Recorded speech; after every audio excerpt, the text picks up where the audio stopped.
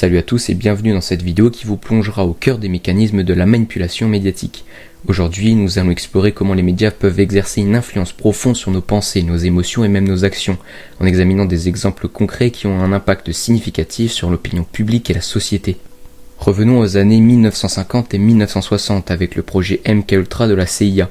Ce projet secret vise à étudier les techniques de contrôle mental en utilisant des drogues, des hypnoses et des méthodes de lavage de cerveau.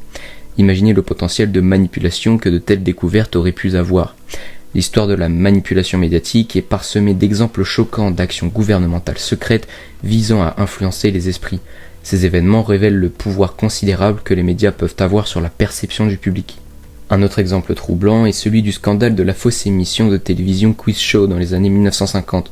Les participants avaient reçu les réponses à l'avance, qui avaient trompé des millions de téléspectateurs et a soulevé des questions sur l'intégrité des médias et de la télévision. La manipulation médiatique ne se limite pas au passé. Les médias numériques ont ouvert de nouvelles avenues pour influencer l'opinion publique. Le scandale de Cambridge Analytica en 2018 a montré comment les données personnelles de millions d'utilisateurs de Facebook ont été utilisées pour cibler des publicités politiques personnalisées lors des élections américaines de 2016, soulignant les nouvelles menaces qui posent la manipulation médiatique à l'ère numérique. Dans les années 2000, les États-Unis et le Royaume-Uni ont justifié leur invasion de l'Irak en alléguant que Saddam Hussein détenait des armes de destruction massive, ADM. Cependant, ces ADM n'ont jamais été trouvés. La manipulation des renseignements et la diffusion de fausses informations ont eu des conséquences majeures sur la politique internationale. L'exemple de l'Irak nous rappelle le pouvoir de la manipulation médiatique pour influencer les décisions politiques et entraîner des conséquences dévastatrices. Les deepfakes, ces vidéos manipulées à l'aide de l'intelligence artificielle peuvent faire dire et faire n'importe quoi à n'importe qui. Imaginez le potentiel de désinformation et de manipulation politique que cela représente. Les nouvelles technologies comme les deepfakes offrent des moyens de manipulation médiatique de plus en plus sophistiqués. Cela souligne l'importance de développer un sens critique aigu et des compétences en littératie médiatique pour discerner la vérité de la désinformation. Un autre exemple troublant serait sur les plateformes de médias sociaux. Les utilisateurs voient souvent plus de contenu qui correspond à leurs préférences politiques. Par exemple, si une personne suit des comptes politiquement conservateurs, les algorithmes montreront davantage de contenu conservateur dans son fil d'actualité.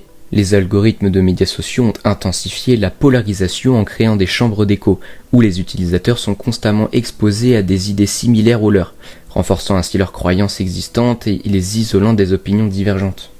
Mais alors, comment pouvons-nous bien lutter contre la manipulation médiatique ?